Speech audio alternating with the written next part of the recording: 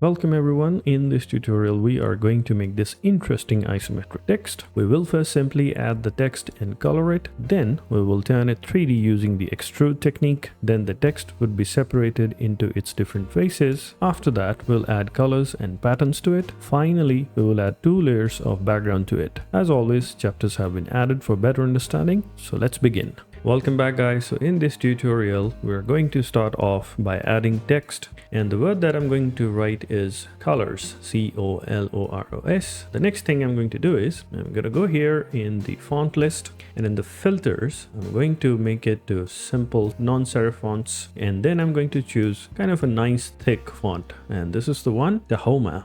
Now the next thing that I'm going to do is that I'm going to add color. Simple as that. So let's just bring this in the center, enlarge it a bit, and I'm gonna give it a pink color. Once that is done, let's go up here in the effects, come down here in 3D, and in the classic, press this extrude and bevel option. Here in the 3D extrude and bevel option, which is of the classic setting, I'm going to come down here and choose the isometric top position, and we'll keep this plastic shading and press OK. And voila, our text has turned into 3D. Next, I'll go in the objects and come down here and expand its appearance. I'll do that one more time just to make sure all the layers have been expanded. Now I'll right click and ungroup them, so you can see individual letters have been separated. I'll select them all and ungroup all. What it has done is it has not only separated the letters, but since it is a 3D, it has also separated the faces. And so that is why you can see me selecting all the top layers of all the alphabets, and I'm going to give them simply a different color so that you can see what I mean by that. There you go. Once this is done, now I'm going to change the color of each individual face.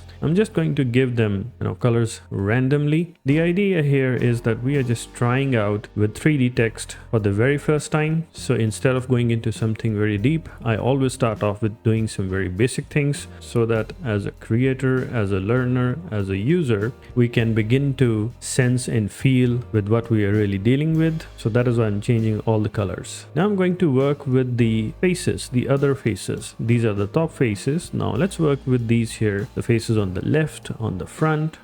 As you can see, as I hover the mouse over them, I can select different parts of these 3D faces. Right now I'm selecting the faces that you can see are applied on the side of the height, and I'm going to give them a bright color. Let's just give it a red color. Now what I'm going to do is I'm going to select the other curved faces, and instead of applying a normal simple plain color applied here, what I'm going to do is I'm going to apply a different shade to these curves as well. Let's keep it something bright. That's green. This looks fine. So I'm gonna go one step ahead, and instead of just applying colors, I'll go down in the library of swatches and find out something new and different for applying on these faces. Let's go down here in the library, and I'll come up here in the patterns, and in the patterns, let's see, we have here in decorative legacy. I'll click on these, and these are some old colored patterns, but I think we apply them, you would be able to see that there is so much more that you can do here with the isometric setting, because there are so many different faces, so many different parts that are all joined together, and you can work with individual faces and give them a unique identity. In future we would apply them blends and all sorts of other settings, but right now this is what I'm doing. So I'm going to apply the same decorative setting or the same decorative gradient pattern. I can see them here right up top. Let's apply these ones. I can apply the same.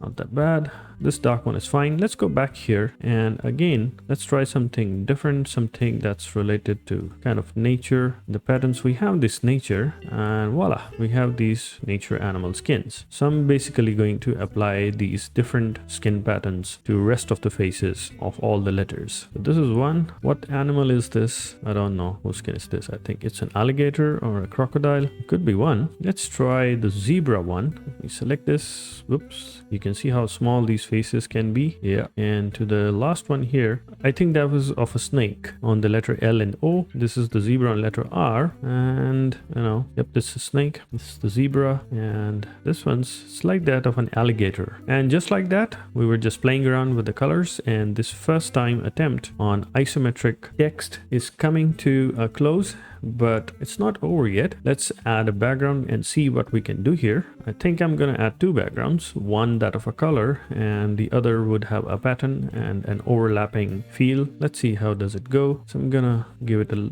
nice color. So I'm gonna push it down. Let's go back here in the library, and this time around I'll go again in the patterns, but I'll choose not skins but the basic graphics, and in the basic graphic patterns I'll choose that's kind of really light and that can have that see-through effect. This one looks fine. Let's add one more layer. For now, let's give this just yellow color, center align it, and I'll try different colors. I think somewhere around green or maybe bluish would also look nice, because these are the colors that I haven't applied. Oh, too dark, too bright. Yellow looks nice too, but that of the color R mixes up in between. So let's just go here in the color picker, and yeah, this is nice. This is contrast to all the other colors. Let's desaturate it a bit, and I think this looks fine.